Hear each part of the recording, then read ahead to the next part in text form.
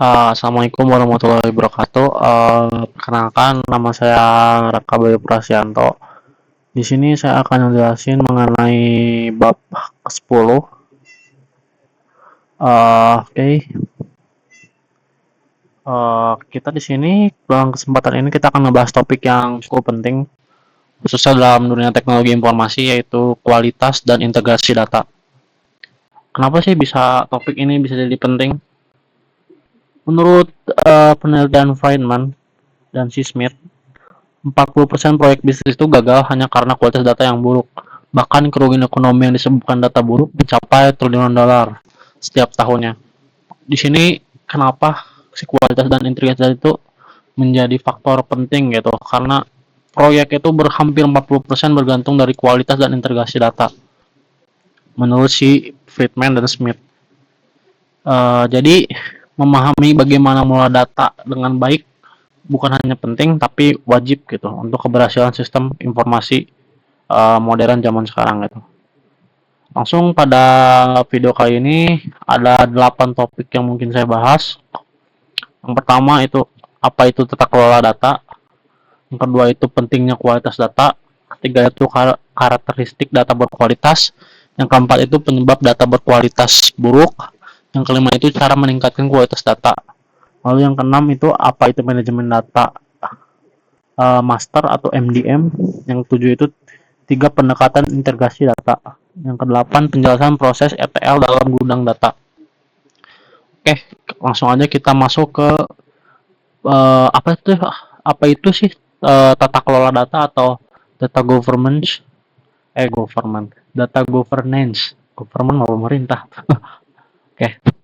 Tata kelola data adalah proses dan kebijakan yang mengatur bagaimana data dikelola dalam sebuah organisasi gitu. Program data ini dikelola data mencakup data ini dikelola dan mencakup pertama ada dukungan dari manajemen puncak, kedua ada data steward di setiap unit bisnis, ketiga ada komite tata kelola data, keempat ada standarisasi kebijakan hingga keamanan data. Tujuan utamanya adalah sebagai untuk transparansi, kualitas dan konsistensi data di seluruh organisasi gitu. Jadi seorang data steward itu harus memiliki tanggung jawab yang memastikan bahwa data yang digunakan organisasi benar, akurat, dan tepat. Ini ada nama jobnya, data steward. Lalu di bagian kedua, poin kedua itu adalah kenapa sih kualitas data ini bisa penting?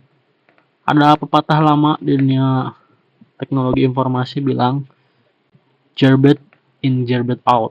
Gerbet in, gerbet out. Atau artinya jika data yang masuk buruk, maka hasilnya akan buruk juga ya. Kualitas data yang buruk bisa menyebabkan 1. Pengambilan keputusan yang salah, 2. Pemborosan biaya, ketiga risiko hukum dan regulasi, keempat penurunan kepercayaan pada data. Bahkan sebuah bank bisa rugi ratusan ribu dolar hanya karena data pelanggan duplikat atau alamat yang salah. Ini kan makanya untuk kerja bank tuh gajinya gede, resikonya juga gede. Soalnya ada sedikit ada data yang salah itu bisa ngerugiin bank sangat besar kali gitu. Entah dia bisa kena kasus hukum, bisa kena pemborosan biaya atau penurunan kepercayaan, itu kan faktornya banyak banget gitu. Jadi itu pentingnya gitu kualitas data itu. Di sini sebagai contohnya bank ya. Langsung karakteristik gimana sih data yang berkualitas itu karakternya. Yang pertama, dia tuh punya keunikan gitu. Jadi si data nggak bisa diduplikasi. Yang kedua, akurasi. Si data itu harus menggambarkan fakta nyata dengan benar gitu. Yang ketiga, konsistensi. Datanya harus selaras dengan sistem. Selaras antar sistem dengan sistem ya. Keempat itu kelengkapan. Tidak ada nilai penting yang kosong gitu. Jadi nilai pentingnya tuh nggak ada yang kosong. Langsung ada ketepatan waktu tersedia saat dibutuhkan. Makanya banyak data itu banyak perusahaan itu mengelola data itu dengan server gitu. Ada server backupnya gitu. Jadi selalu ada gitu. Setiap server ini mati, server itu bisa nyala gitu. Jadi selalu bergantian lah kalau ada error atau apa gitu. Jadi si data itu bakal selalu ada saat dibutuhkan. Yang keenam itu adalah mata uang. Atau data itu harus up to date. Lalu yang ketujuh adalah kesesuaian, putih format standar. Yang kedelapan itu integritas referensial. Hubungan antar data itu harus valid. Jadi jika salah satu karakteristik rusak, kualitas data itu bisa bermasalah. Lalu apa sih yang menyebabkan data buruk? Pertama ada sumber data eksternal, misalnya ada form online yang isinya sembarangan gitu. Yang kedua ada redundansi dan metadata tidak konsisten. Yang ketiga ada masalah entry data, jadi misalkan si antarmuka atau UI-nya buruk atau usernya error. Yang keempat adalah kurangnya komitmen organisasi gitu. Menganggap kualitas data itu bukan sebagai si prioritas. Lalu kita langsung masuk ke poin kelima. Bagaimana sih cara meningkatkan si kualitas data? Program peningkatan kualitas data mencangkup yang pertama itu dukungan bisnis dan manajemen, kedua itu audit kualitas data, ketiga itu program data stewardship, keempat itu perbaikan proses antri data, kelima itu penggunaan teknologi modern, keenam itu penerapan prinsip TQM atau Total Quality Management. Contohnya, memperbaiki input data, membuat standar format, atau menggunakan teknologi pembersihan data otomatis. Lalu di poin ke-6 kita itu menjelaskan tentang MDM atau manajemen data master. Manajemen data master itu memastikan organisasi memiliki single source of truth untuk data penting seperti data pelanggan, produk, karyawan, lokasi, faktor. Contohnya, alamat pelanggan harus sama di sistem penjualan, sistem pengiriman, dan sistem keuangan. Jadi si MDM itu untuk mencegah double data atau data ganda, konflik atau versi berbeda dari data yang sama gitu. Lalu di poin ketujuh adalah 3 pendekatan integrasi data. Kalau saya baca tuh ada tiga pendekatan. Yang pertama itu ada konsolidasi atau ETL. Yang kedua ada federasi EII atau propagasi ADR atau EAA. Apa ya? EAI mesti namanya. Kita mulai dari konsolidasi dulu ya. Konsolidasi itu tuh ngapain aja sih? Pertama, yaitu mengumpulkan data dari berbagai sumber. Kedua, membersihkan, mengubah, dan menggabungkannya. Ketiga, menyimpan dalam database pusat, misalnya data warehouse. Lalu kalau untuk federasi itu tampilan virtual tanpa memindahkan data.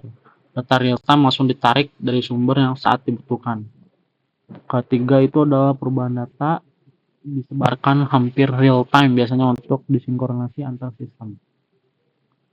Lalu untuk proses ETL bagian ke-8 untuk gudang data. ETL tuh terdiri dari 4 enggak salah. Dari 4. Yang pertama itu ekstrak. Di situ teh bakal mengambil data dari sumber, ada dua jenis, ada ekstrak yang statis, ada yang ekstrak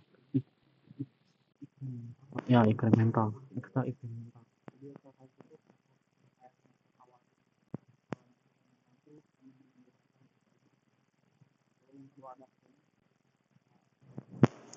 Jadi si clean atau pembersihan ini atau data scrubbing ini memperbaiki masalah seperti ada yang namanya salah eja, ada duplikasi, alamat tidak valid, format data atau ada yang kosong.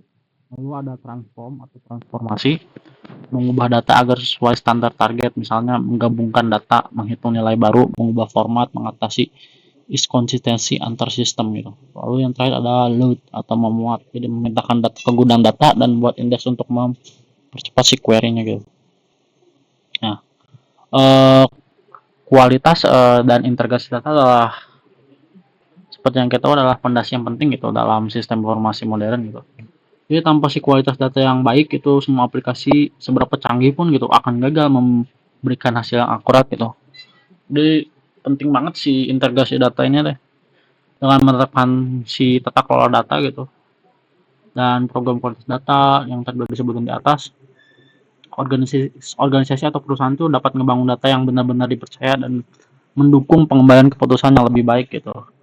Jadi di balik data yang baik adalah pengguna yang puas. Ya, pokoknya gitulah. Ya, sekian dari saya gitu. Terima kasih sudah menonton videonya. Bye bye.